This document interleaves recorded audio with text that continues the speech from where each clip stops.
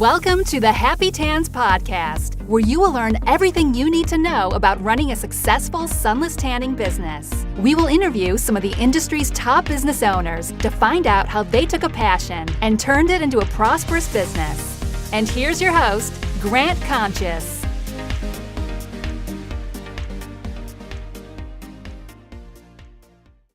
Hello and welcome to the happytans podcast. On today's episode, we have Jenn Dieas from Glowout in wonderful Chicago. How are you doing today, Jen?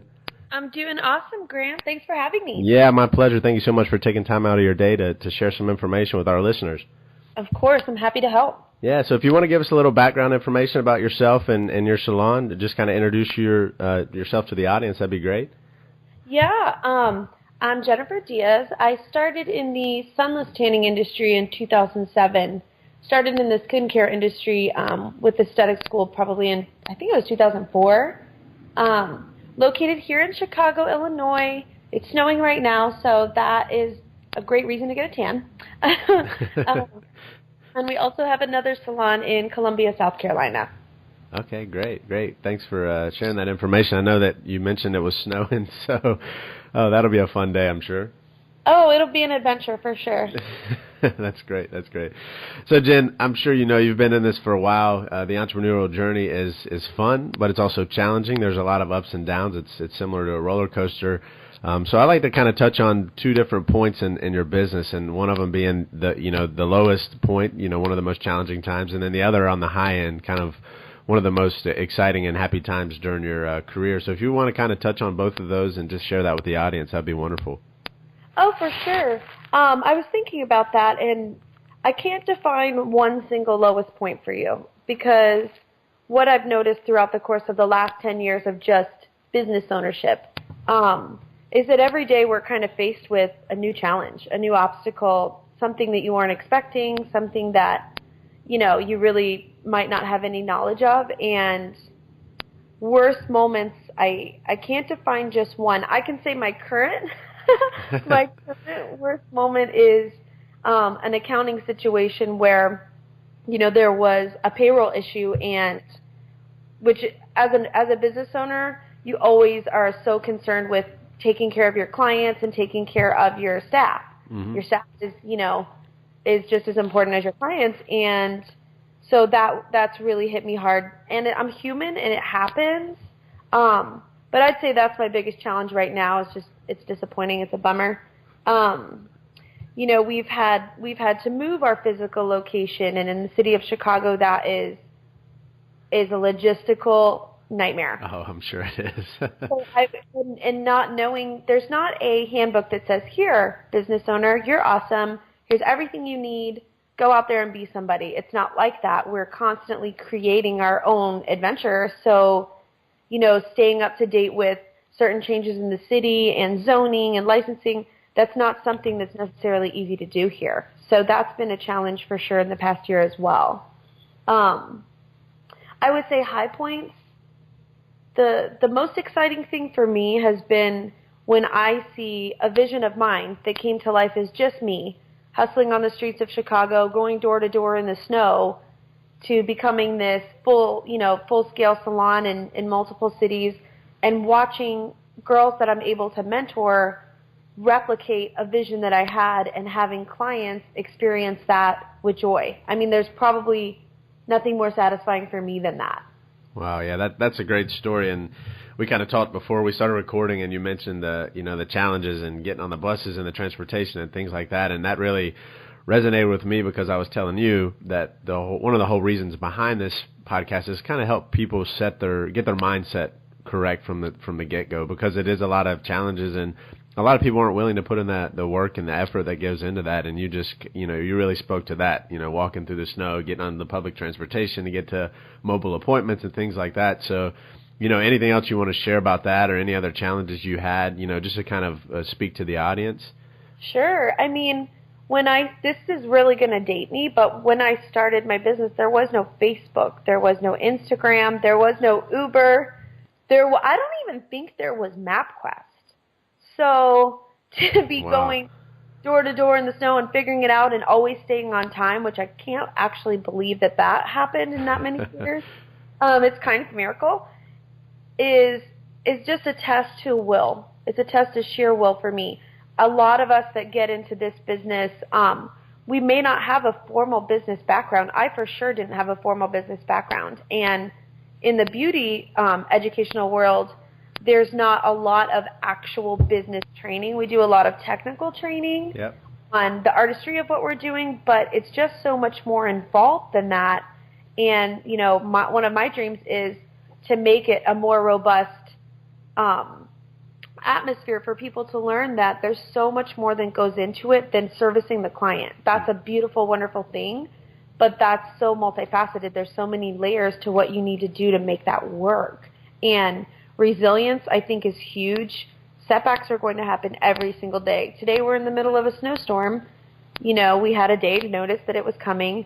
It can throw off the entire schedule, and if that is something you're not emotionally prepared for, it can really stress you out. And I think preparing yourself emotionally for the toils of business, for the ups and the downs, is key. One thing, a quote that I heard that always stuck with me is, nothing bad lasts forever, nothing good lasts forever.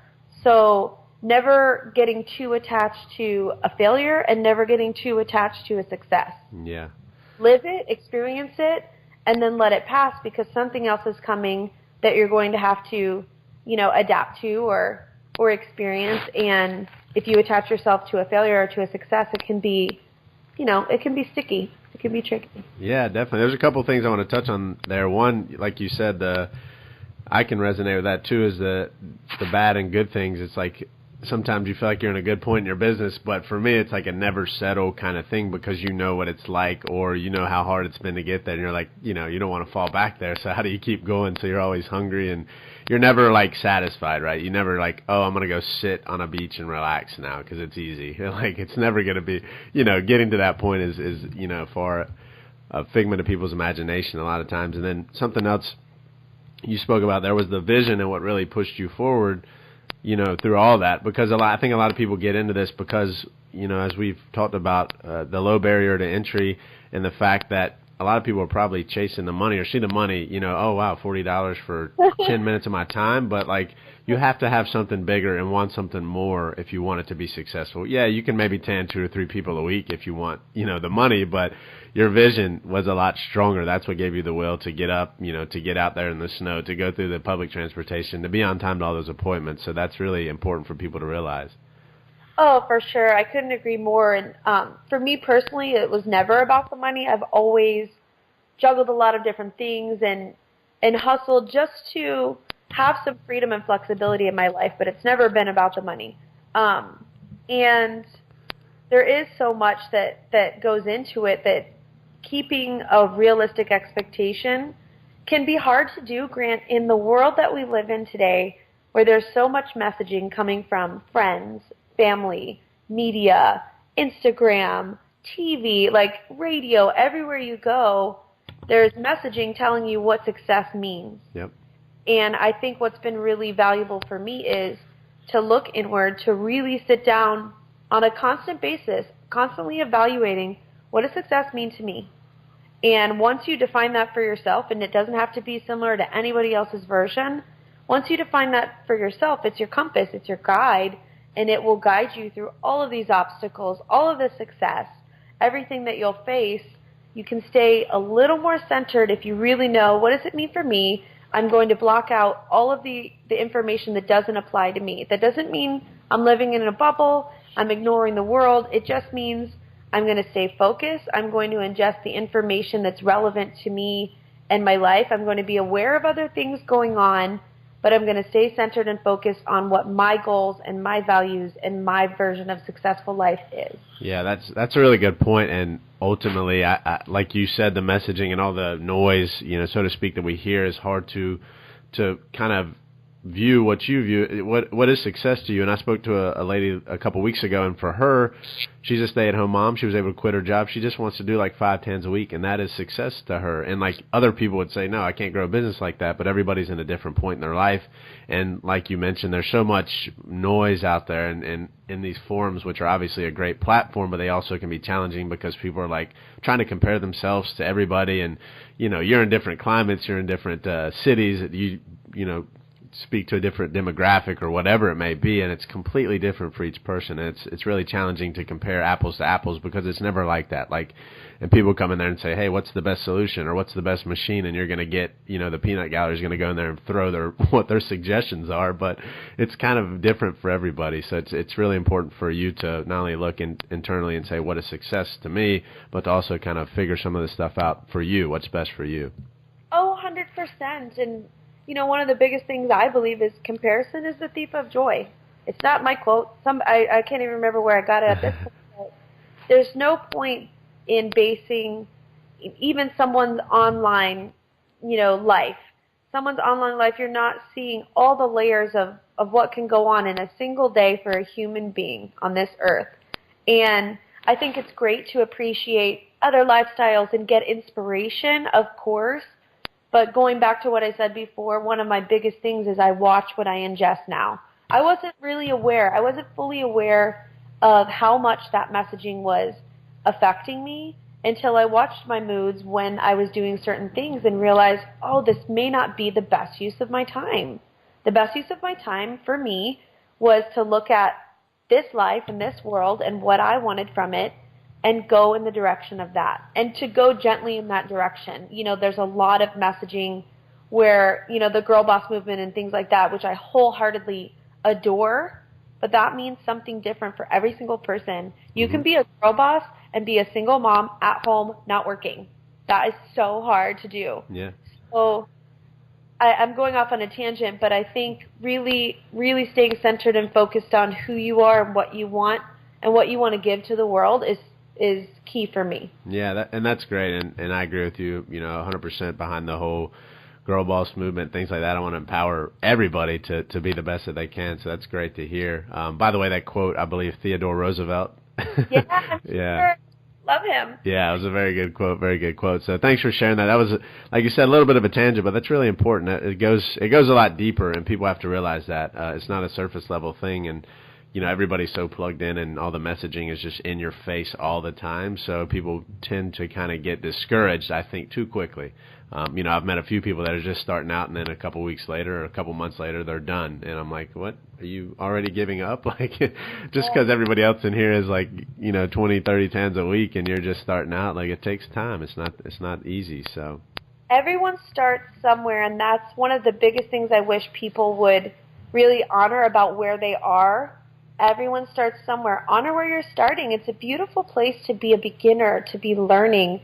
If you're constantly in the mindset of being a beginner, it doesn't matter what level you are, then you're constantly learning and you're constantly open. And your mindset is ripe for a lot of really rich experiences to come your way. Yeah, absolutely. Absolutely. Thanks for sharing that. So, Jenn, as the business has grown and for you, I know you have 2 locations and things like that, and obviously it was just you starting out in mobile, and now you're 2 locations. So how has your workload or how has your workflow, everything changed for you, from a daily to a weekly to a monthly schedule versus what you used to do? Obviously it used to be probably a lot more hands-on, and now it's more managing people, I'm assuming, and things like that. You know what? It's a delicate balance of both. I'm still in the salon servicing clients. I still love that hands-on experience, so I am trying to balance how many hours a week I do that, trying to move a little bit less of that so that I can grow the vision for me, and I'll be 100% honest. I hope this is helpful to people. I do not have the best management skills. I have a lot of love for people. I want to mentor. I want to help. But I think a manager is very there's a lot more layers to being a manager than having the right intentions and wanting to mentor people. So one of the things that I'm working on is finding someone that has more experience than I do in that range. I don't have to be great at everything. You know what I'm saying? Yep. I want to own what I'm really awesome at and what really makes me happy, and that's the experience for the clients and the experience for the employees. So that's every sight, every sound, every feel, everything that happens in that space and everything that comes from our brand. I love that. I love vision. Yep. So I'm learning that about myself through some challenging situations, is that, hey, maybe I don't have to put this hat on. maybe I can now be at the point where I can hire somebody who can do something that doesn't light me up, that they're really good at, because some people love that. They die for it. They love it. It's not me. To be very candid, that's something that I've learned just recently, and I'm kind of excited for it. After I got through the initial, super challenging moment of realizing that, now I'm like, cool. Let's get all the pieces in place so this thing can really rock with the right people doing the right things. And I think going back to honoring yourself and really figuring out what you love and what makes you happy is a big key to success, because then you can get out of the way and not do things that maybe aren't exactly what you're meant to do. Yeah, that's a very good point. Very good point. Sorry to cut you off there. That's okay. Yeah, that's a very good point. I follow an entrepreneur named Gary Vaynerchuk. I don't know if you've heard of him. He's pretty in your face and everything, but the one thing he always says, and I really, really like the whole do what you're good at and forget the rest. And it's interesting because a lot of messaging and things are around your weaknesses and how to improve things. And I agree with people being well-rounded and things like that. But there's certain things that people struggle with, and there's certain things that you're really good at, and vice versa. So like he says, like you were saying, like do what you're good at and what you enjoy, and the rest, hire somebody to do it. Like there's somebody that really wants to do that bookkeeping or sit there and crunch numbers. For me, I don't want to do that. So it would take me 30 hours and in tears and beating myself up because I can't figure this out. That is not my skill set. That is not where my innate gifts and talents are best spent. And I think once you take the ego out of it, you stop beating yourself up for things that maybe aren't your skill set and would take a really long time to learn. Put somebody in place that can do them and move on. I think it's a beautiful thing. Yeah. And I don't want to mislead people. Obviously, when you're starting out, you probably have to wear a lot of hats. Yeah. But as soon as you can afford to hire somebody, and if it's something you don't enjoy and it's a repeatable process, if it's something that you can document and it's something that's repeated every time, like you can definitely train somebody to help you. So that's a good thing to keep in mind. I really want the listeners to be aware. I can only be in that position because I'm 10 years in. Yep. So I've been able to spend all the time hustling, all the time grinding, all the time educating, all the time tweaking, changing the process, building the clientele, building the employees. That is not something you can do, year 1, 2, 3, 4, maybe even 5. Yeah. And I want people to hear that again. She said 10 years, not 10 months, not 10 weeks. That's 10 years of work. So people that are, a few months in, a couple years in, 3, 4, 5 years in, like she was saying, it takes time. So be patient and it will come. Yeah, I love you. You got this, but do the work, put in the time. There you go. So, Jenn, of all the things that you've done to help you be successful in this business, if there's one thing that you could pinpoint and say that was the one thing that has been the most instrumental in the success of the business, what would that be? I have a good idea of that. We always follow up. When I first started going door to door, and I would get home at the end of the day, the next morning, the first thing I did was send a personal email. I really like to stay a little bit away from text because I feel like it can be invasive sometimes. You never know how many people, your client is reaching out to in a day's time. And when I email them for me, it gives them time to respond when they're ready. So I personally like that, but I send a follow-up email and I check in. Hey, it was amazing to see you today, because it was. It was amazing to see you today. Wanted to check in to make sure you're loving your tan. How you feeling? Mm-hmm. And people remember that. You're going to Costa Rica. How was it? Did you see the monkeys? I don't know. Whatever you say, we make notes for each client so that we know what's going on in their life, especially when you grow. I think this can be really helpful because you start out as a technician. Everybody gets used to Jenn, the golden girl. And then you bring in these people, and in order for them to get to trust those people, they have to be somewhat similar to you. They don't have to be the same, but the process does need to be consistent, and that gives people comfortability. So when one of my girls starts and they're new and they follow that same process, people get it. There's a light bulb that goes off and they say, you know what, this is what this company is about. They're about attention to detail. They're about following up and checking in. They're about my $60 that I just spent on a spray tan is pretty important to them. Yep. So that has been something that has been really, really, really instrumental for our success, I believe. Yeah, that's a very good point. And it's little things, and I try to do that even with people I just meet, is like maybe jot down their kids' names, whatever they mention, so you remember next time. Say, how is, so-and-so, because that goes a long way. A lot of people are just very surface level, and they don't pay attention, or they really don't genuinely care about the people and the service that they're providing. So it goes a long way if you do. Oh, and it's really always makes me laugh when clients are like, you have the best memory. I'm like, no way. If you when you get to a level where you're super duper busy and you're doing 40 tans a day times however many technicians, there's no way you can remember what formula you used, how you tweaked the formula, whatever adjustments that you made, what's going on with their skin, what's going on with sometimes I've noticed that people's diet can affect a spray tan. So all of those things, so if you ever were to notice a reaction, you really want to get very detailed in the service that you're providing and make notes like any other practitioner in a health or wellness field. Very good. Yeah, that's a very good point. Yeah, taking notes, it can go a long way. Definitely. So speaking of, you mentioned the solution. Do you mind sharing the type of equipment and solution you use? This is obviously, you can say no if you don't want to share it, but that's... We do have our own brand of solution. Great. That I developed with a chemist about 6 years ago. Awesome. And so that is what we particularly use, which I love. And there's a lot of great solutions out there. For the equipment, we've always used Maximist. Well, not always. I think I started out with Vanity way back in the day, 10 years ago. I just Googled whatever there was and tried it. But over the course of time, we loved the Maximus Pro and all of those guns. But when we moved to our new location about 6 months ago, and it was all determined by ventilation, which is super, super important. We had to go to a St. Tropez unit because they have the extraction unit that would fit in the specs of our space in our treatment rooms and the equipment that goes along with it. And I really do love it. It really has been great for us. I was a little bit weary because the gun is plastic, and I've always been anti-plastic.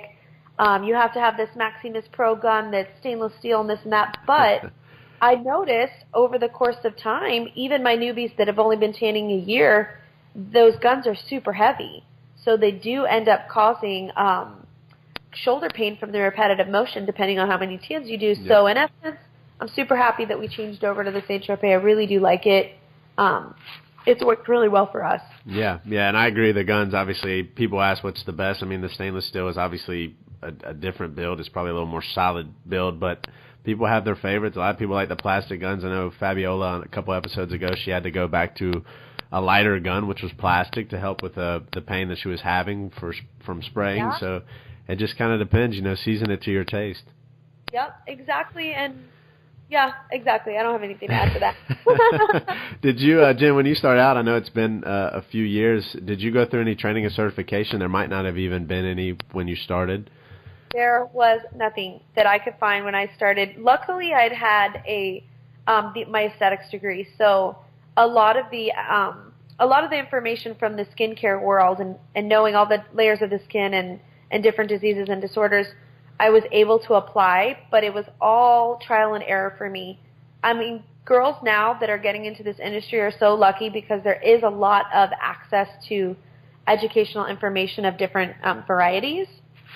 But for me, it was trial and error on my girlfriends for 6 months before I ever charged a client. And that's something I will say, if I could give any advice to new people starting, take the time to practice, develop your muscle memory. Do a tan and check in 4 days. How's the fade? Check in 7 days. How's it fading? How long is it lasting? Put in the work. Do the due diligence to become an actual artist versus just picking it up and going and learning along the way for paying clients, which is something I really, really do discourage. Yeah. Did you say you went 6 months before you charged anyone? Yep. Okay. Wow. I thought so. I was just making sure I heard that correct. Oh, yeah. I'm crazy like that. I really believe that when people spend their money, it doesn't matter what it is. It can be a coffee from Starbucks or it can be a $60 spray tan.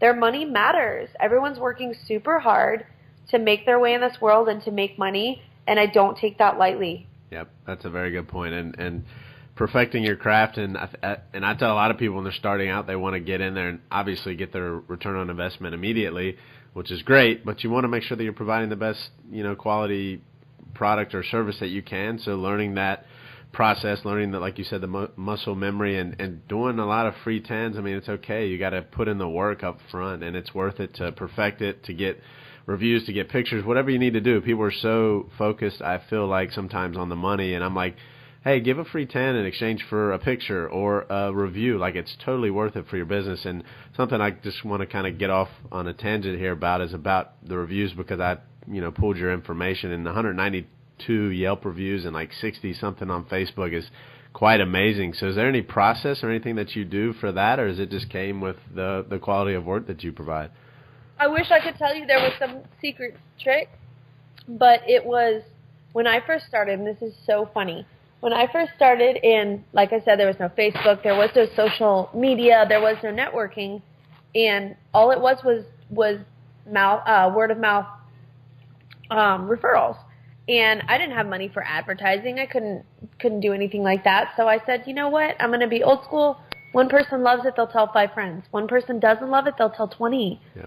I don't know that the ratios are exact accurate, but you get what I'm saying. We've never asked people to Yelp. We never pay people to Yelp. We just hope that if they love their service, they'll tell somebody about it. And 9 times out of 10, it's worked for us. Yeah. Even when people do those reviews, I can speak specifically to Yelp. Facebook is a little different because I found a lot of like catfish reviews from people from overseas that have never been here. So I don't put too much energy into that. And Yelp can be a little bit glitchy where people can go on and put negative reviews or competitors. A lot of times they catch that, but when people review us on Yelp, I go in and I respond back to each and every one, and I thank them for their feedback, whether it was good, bad, or ugly. Yep. Because no matter what, if I'm looking at that, it's going to help my business in some kind of manner. Even if it's not positive, it's going to help me get to the next level. Sure. Very good point. I see people posting sometimes they might get a negative review. It might be fake. It might be real, but the only thing you can really do is respond. Yeah, if it's fake, might be able to get Yelp or Google or whoever to remove it, but if they didn't catch it or it's not against their terms of service, they're probably not going to remove it. So you have to respond to that. Hey, if it's fake, hey, we didn't see you on our client list, but if it is a real review, sorry, how can we fix this for you? We'll definitely give you something in return, a free 10, whatever it is. We'd like to make it good with you. Oh, for sure. And if I have learned with Yelp over the course of the last decade that if your reviews are, majority of them are very positive, and somebody looks at a negative review that's just a slay fest, like they've just ripped into you, 9 times out of 10 they'll look at that other person's reviews and see that there may be a pattern that is the nature of that person, and they tend to ignore it. Really, the consumers are smart. You got to give them credit. They're smart. If the majority of what people are saying is positive, they're going to typically lean in that direction of believing in the best in you. If the majority is negative, there's something to look at. But we can't discredit the consumer. They're pretty smart. Yep. And they trust, from studies, it shows that they trust reviews about 90%-ish as much as they would a personal referral from a friend or family. So it's pretty important to keep those reviews and get those reviews too. So. Oh, yeah, for sure. Definitely. Well, Jenn, the last question here to kind of wrap up. If you could write a letter to yourself when you were just starting out, what would you say? Be cool, honey bunny. It'll be all good. You'll make mistakes. You'll have wins. You'll have losses. But at the end of the day, this whole entrepreneurial journey is taking you on to your next best thing, your next best moment in your life, and just try to enjoy the ride.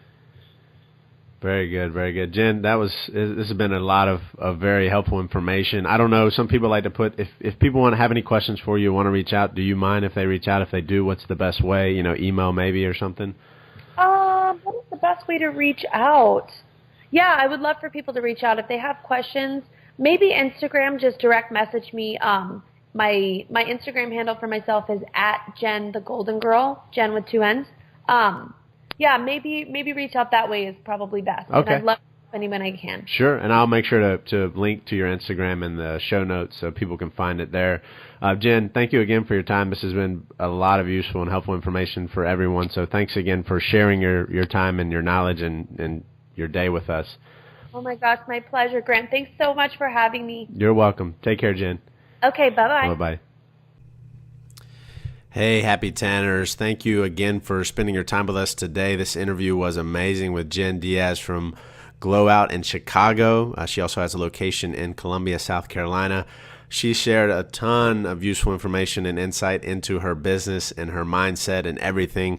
We got a little deep on talking about what's really success look like to you and really understanding what that is, because it's easy to get lost in all the information and seeing how everyone else is doing and not focusing on what it really means to you to be successful. She talked about the hard days and working for 10, she's been in it for 10 years. She did it for 6 months for free before she even charged anyone for a tan, because she wanted to make sure that she was providing the absolute best service possible. She follows up with every single person that she tans, as well as her employees. They do the same. She responds to every single review, good or bad. She puts in the work, and that is why she is successful. So I just want everyone to realize that it takes a lot of work, but make sure that you are following your path to success and what works for you. Thank you again, Jenn, for joining us on this episode. It really means a lot to have you here. And Happy Tanners, thank you so much for listening. If you have any questions, as always, feel free to reach out, grant@happytans.com, or just go to the website, happytans.com. I'd be happy to help in any way that I can.